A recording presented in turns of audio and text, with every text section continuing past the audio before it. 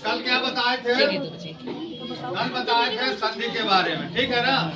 आज भी हम दोबारा रिपीट करे देते हैं। देखिए जो संधि क्या है, ये संधि। संधि का मतलब होता है जोड़। ठीक, हमारे शरीर में भी बहुत सारे जोड़ होंगे। जैसे साथ में यहाँ से ये जुड़ा हुआ है तभी ये मूवमेंट करता है। तो इधर भी संधि है, इधर भी संधि है। संधि का मतलब होता है जोड़। सीधा अर्थ संधि का मतलब होता है जोड़। हमारा शरीर जहाँ जहाँ से हिल सकता है, मुड़ सकता है, वहाँ समझ लीजिए क्या होगा, संधि होती है वहाँ। ठीक, अब चलिए अपने कोर्स में आते हैं। तो संधि में जब पढ़ेंगे तो संधि होता है वर्णों के मेल को क्या बोलते हैं, संधि बोलते हैं। दो वर्णों के मेल को संधि बोलते हैं। संधि तीन प्रकार की होती है। कितने प्रकार की संधि होती है? तीन प्रकार की संधि होती है। पहली होती है स्वर संधि, दूसरी होती है व्यंजन संधि, तीसरी होती है विसर्ग संधि। स्वर संधि, स्वर संधि किसे कहते हैं? दो स्वर वर्णों के मेल को, जिसको कहते हैं दो स्वर वर्णों के मेल को स्वर संधि कहते हैं। अर्थात जहाँ पर दो स्वर मिल जाएं। स्वर हम लिखाए थे पहले, आ से औ तक, और इसी भी शामिल होता है। तो ये जब सब अक्षर जहाँ पर मिलते हैं आपस में, उसको क्या बोलते हैं? स्वर संधि बोलते हैं।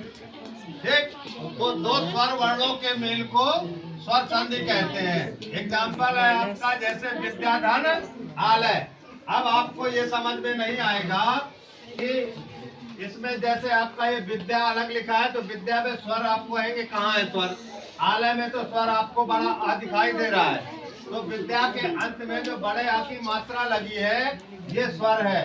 इसको हम समझने के लिए इस तरह से लिख सकते हैं, विद्य धन आ, और इससे आलय से लय को अलग कर देंगे। अब ये दोनों स्वर जब मिल जाएंगे तो क्या होगा? कोई भी स्वर मिलता है तो वो बड़ा हो जाता है, चाहे छोटा हो चाहे बड़ा। जैसे इसमें अगर आपको आ धन आ, छोटा आ धन बड़ा आ मिलेंगे तब भी आपका बड़ा आ हो जाएगा। इसी तरह से आपको ई धन बड़ी ई मिलेंगे तब भी बड़ी ई हो जाएगा। ठीक, तो ये आ धन आ। और अगर दूसरा भी मिलता है कि बड़ा आ धन बड़ा आ, ये भी अगर मिलता है तो बड़ा आ हो जाएगा। और इस बड़े आ की मात्रा का प्रयोग किया जाता है। ठीक, तो इस विद्या से हमने बड़ा आ निकाल लिया, इस आलय से बड़ा आ निकाल लिया। ये दोनों मिल करके बड़ा आ हो जाएगा। तो ये हो जाएगा विद्य धन आ धन लय। इस बड़े आ की मात्रा को हम इधर प्रयोग कर लेंगे। तो विद्य धन बड़ा आ की मात्रा धन लय, इस बड़ा आ की मात्रा इसमें क्या हो जाएगी? विद्या में जुड़ जाएगी तो विद्या हो जाएगा, और ये क्या हो जाएगा आपका? लय। इस तरह से आपकी ये संधि होती है स्वर संधि। ठीक, स्वर संधि में केवल यही फार्मूला पढ़ना है। इसमें एक चीज और हो जाएगा, उ धन उ। ये तीन चीजें अगर समझ लिए। अब इन तीन चीजों को समझने के लिए समझिएगा एक बात और।